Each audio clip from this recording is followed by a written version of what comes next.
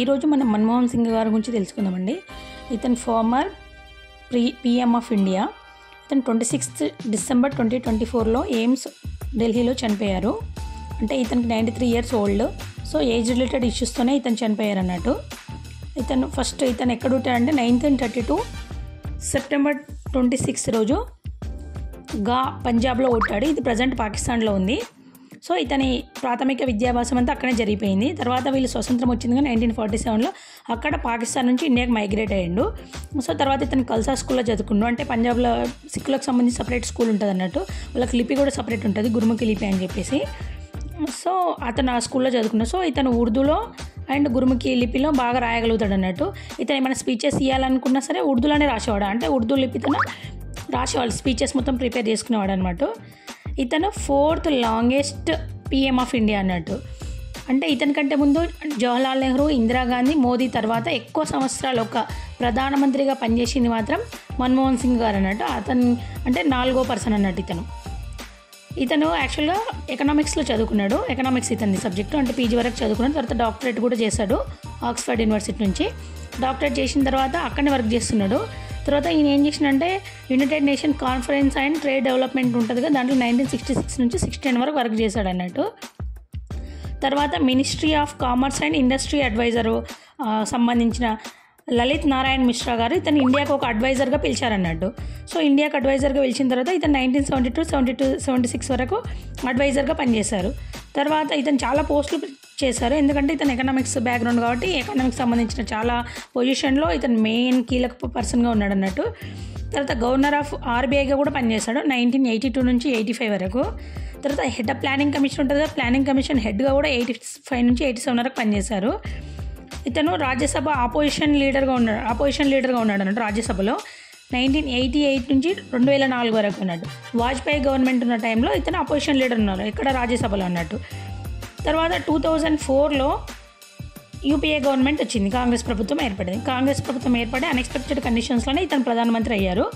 అంతకన్నా ముందు 1991లో రీఫార్మ్స్ మెయిన్గా మన మన్మోహన్ సింగ్ గారు, పివి నరసింహారావు గారు ఇద్దరు కలిసి, అంటే పివి నరసింహారావు గారు ప్రధానమంత్రి, తర్వాత మన్మోహన్ సింగ్ గారు ఆర్థిక మంత్రిగా, ఇంకో ఫినాన్స్ మినిస్టర్ ఇద్దరు కలిసి చాలా రిఫార్మ్ చేశారు. మనకు తెలుసు ఎల్పిజి రిఫార్మ్స్ అని చెప్పేసి. సో ఇతని వల్ల చాలా రిఫార్మ్ చేశారు. తర్వాత లైసెన్స్ సిస్టమ్ని రద్దు చేశారు. ఇండియాలో ఏదైనా వ్యాపారం చేయాలంటే ఈజీ యాక్సెస్ చేసిరు అన్నట్టు. అంతవరకు చాలా స్ట్రిక్ట్ రూల్స్, చాలా స్ట్రిక్ట్గా ఉండే లైసెన్సింగ్ విధానం దానంతా మార్చేసినట్టు. ఎందుకంటే ఇతను ఎకనామిక్స్ బ్యాక్గ్రౌండ్ కాబట్టి ఇతను చాలా ఐడియా ఉంటుంది. So is a best person in the economy అన్నట్టు. అందుకే పివి నరసింహారావు ఇద్దరు హయాంలో చాలా మిరాకిల్స్ జరిగినాయి అనుకోవచ్చు. సో ఇండియా డెవలప్ అవడానికి వన్ ఆఫ్ ద రీజన్ అంటే back bone of Indian economy అనేది మన్మోహన్ సింగ్ గారు 100% ఉంటారు. సో ఇతను 2004లో అన్ఎక్స్పెక్టెడ్ కండిషన్లో ప్రధానమంత్రి అయ్యారన్నట్టు. ప్రధానమంత్రి అయిన తర్వాత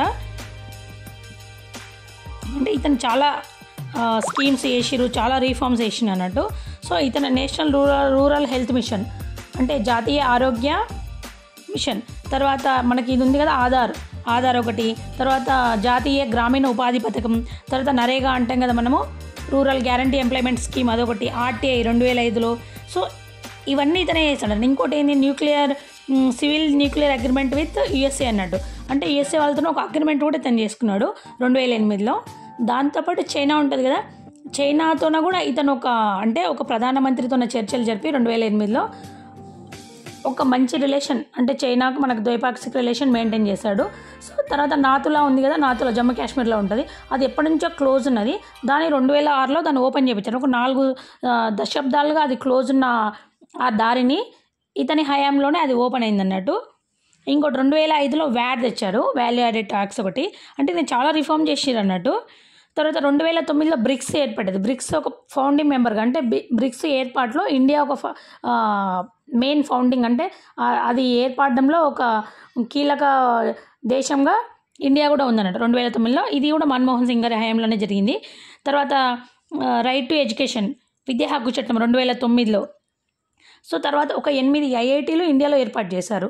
దాంట్లో ఏపీ, బీహార్, గుజరాత్, ఒడిస్సా, పంజాబ్, మధ్యప్రదేశ్, రాజస్థాన్, హిమాచల్ ప్రదేశ్ అన్నట్టు.